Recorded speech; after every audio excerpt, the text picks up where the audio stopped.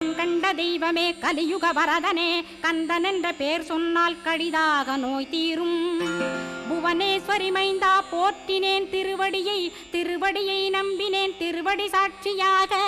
புவனமாதா மைந்தனே புண்ணிய மூர்த்தியே கேள் நின்னாமம் ஏத்துவதே நான் செய்யும் தவமாகும்.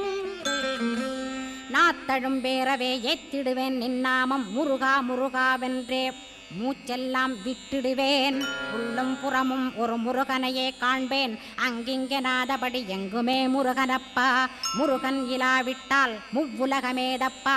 அப்பப்பா முருகனின் அருளே உலகமப்பா.